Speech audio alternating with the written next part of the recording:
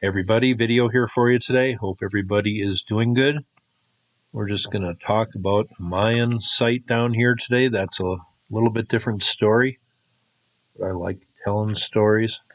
This is in El Salvador, about 36 kilometers northwest of San Salvador, and that translates to about 22 miles.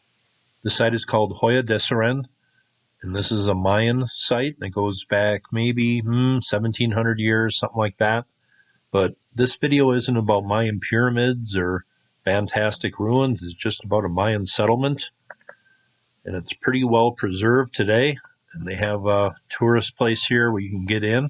From overhead here, not much to be made out. This isn't a pyramid site. This is where people lived, and their village was very well preserved for a specific reason, but right along the small river here today.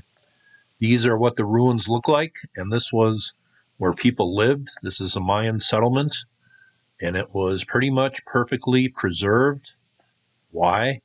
Because it was buried under about 10 meters of volcanic ash. They call this the Pompeii of the Americas. But for sure, this place wasn't as populated as Pompeii or as big, but certainly it was buried under a volcano, and that's why they call it the Pompeii of the Americas, where people lived.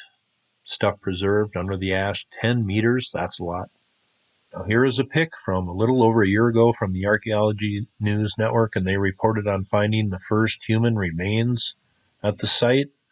And the reason why there isn't a lot of human or any human remains until this article was written, found here, is because they think the people in this village had plenty of time to flee because they had plenty of warning that the volcano was going off. And there is also reported to be in the structures in this village that some of them had earthquake preventative measures built into them. So I thought that was pretty fascinating. And I'll leave a few links below and maybe a link to a video.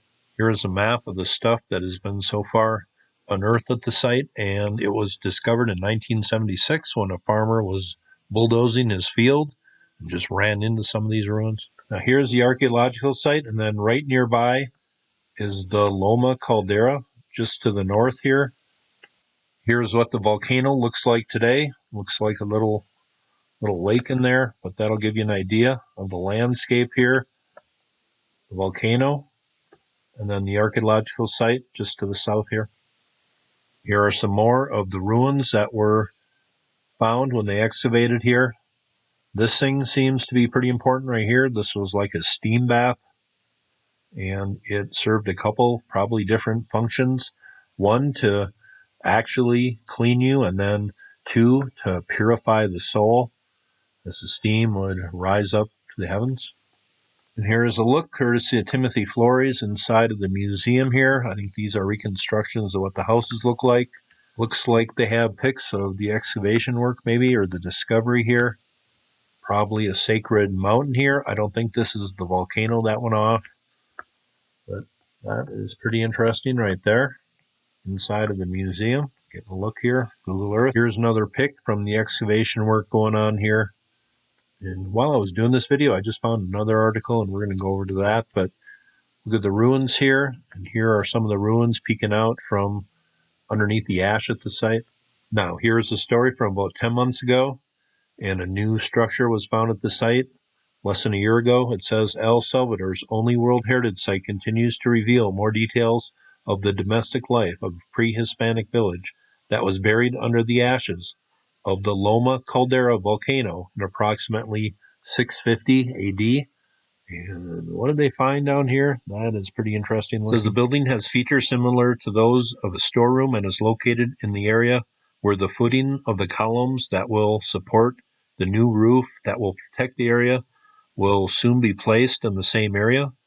The vessels with carbonized seeds, the obsidian blade, the deposit of ceramic and organic waste were discovered among the fragments of bones of deer, raccoons, and other animals, which could be coyote or dog, were also found. Most of the work here has gone on studying these people and their village that was buried in the volcano eruption, but it says here, beneath a group of structures, that is where the inhabitants of Joya de Cerén last walked, a previous occupation has been identified.